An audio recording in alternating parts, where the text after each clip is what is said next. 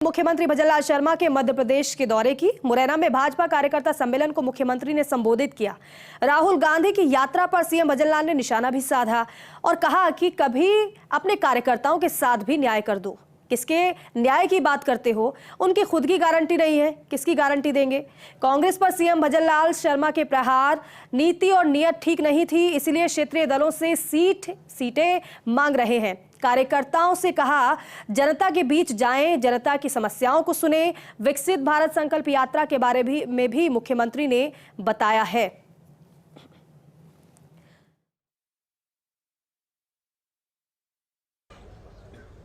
हमारी पार्टी का निर्माण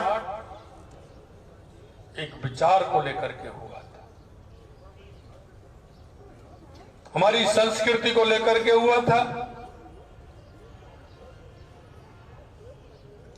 आजादी से पहले जिन लोगों ने इस देश की आजादी के लिए अपना सब कुछ न्यौछावर कर दिया था, देश की आजादी के बाद जिस तरह से देश की दशा और दिशा बदली थी, उस बदलती हुई दिशा को देखकर कुछ राष्ट्रवादी लोगों ने के मन में एक विचार आया कि जिन लोगों ने आजादी की लड़ाई लड़ी थी, या तो वो उम्र के पड़ाव पर आ गए थे या वो दुनिया से चले गए थे। लेकिन आजादी के बाद देश जिस दिशा में जा रहा था, उनके मन में टीस पैदा हो गई कि उन लोगों ने आजादी के लिए एक एक नहीं दो दो तीन तीन पीढ़ियां खपा दी, अपना सब कुछ बलिदान कर दिया, लेकिन देश की दिशा ठीक नहीं है। तो 8-10 राष्ट्रवादी लोगों ने मन में विचार आया कि एक राजनीतिक संगठन की भी आवश्यकता है, और उन्होंने इस बात को सोच करके समझ करके डॉक्टर श्यामा प्रसाद मुखर्जी जी के नेतृत्व में, क्यों डॉक्टर श्यामा प्रसाद मुखर्जी भी उस पहली अंतरिम सरकार में मंत्री थे, उद्योग मंत्री थे। लेकिन जब उनके मन में यह विचार आया देश की दिशा और दशा ठीक नहीं है, राजनीतिक दल की आवश्यकता है, तो उन्होंने 21 अक्टूबर 1951 को एक जनसंघ के नाम से एक राजनीतिक दल बनाने की बात कही थी। उसका निर्माण किया, अपने विचार को लेकर के लंबे समय तक वो चलते रहे। हमने कुर्बानियां भी दी, क्योंकि हमारे पहले अध्यक्ष डॉक्टर श्यामा प्रसाद मुखर्जी ने कहा था, कश्मीर को लेकर के उन्होंने कहा कि मैं कश्मीर में जाऊंगा, क्योंकि पहले परमिट लेके जाते, उन्होंने बिना परमिट के जाऊंगा, इस देश में दो निशान दो विधान नहीं चलेंगे। और उन्होंने कश्मीर में गए और हमने एक अध्यक्ष जी को खोया। उन अध्यक्ष जी की हमारी की रहस्यमय ढंग से उनकी मृत्यु हो गई।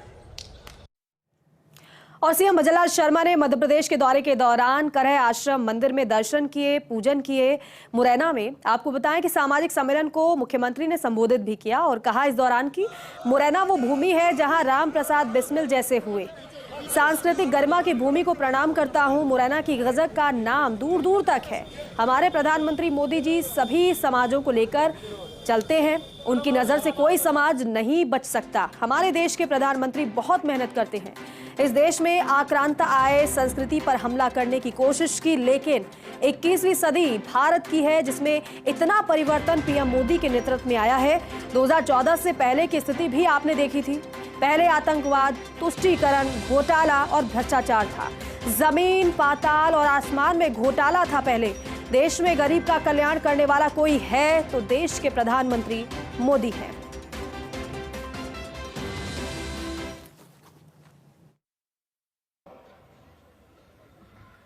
जब हम राष्ट्र के बारे में चिंतन करते हैं, विचार करते हैं, तो हमें कई बातों का ध्यान भी आता होगा।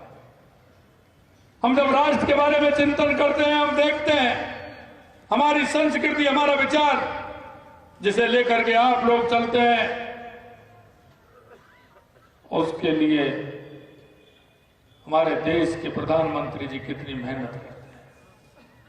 मैं आपको कहना चाहता हूं कि इस देश के अंदर कभी होड़ आए, कभी कुषाण आए, कभी इस्लाम आया, कभी अंग्रेज आए, लेकिन हमारी संस्कृति को मिटा नहीं सके। उन्होंने कोशिश की थी, हमारी सांस्कृतिक विरासतों पर उन्होंने हमला किया, उन्होंने उनको तहस नहस करने का भी काम किया। लेकिन मैं आपको याद दिलाना चाहता हूं, स्वामी विवेकानंद जी ने कहा था कि 21वीं सदी भारत की होगी। आप 2014 के बाद बदलता हुआ भारत देख रहे होंगे और 21वीं सदी का भारत भी आप देख रहे होंगे। कितना बड़ा परिवर्तन इस देश के अंदर आया है। कई बात हमको देखनी भी पड़ती है, कई बात सोचनी भी पड़ती है और कई बात भूलनी भी पड़ती है। मैं आपको यही कहना चाहता हूं मित्रों कि जिस तरह से देश के यशस्वी प्रधानमंत्री नरेंद्र मोदी जी ने 2014 के बाद इस देश की स्थिति, उससे पहले भी आपने देखी है कि किस तरह का शासन, किस तरह का प्रशासन था। अगर 2014 से पहले कोई राष्ट्रवादी व्यक्ति अगर पेपर पढ़ने बैठता था तो हजारों करोड़ रुपए के घोटाले, आतंकवाद, तुष्टीकरण से परेशान था। सुबह जब घटनाओं को वो पढ़ता था, उसके आंख के आंसू छलक जाते थे, अखबार गीला हो जाता था।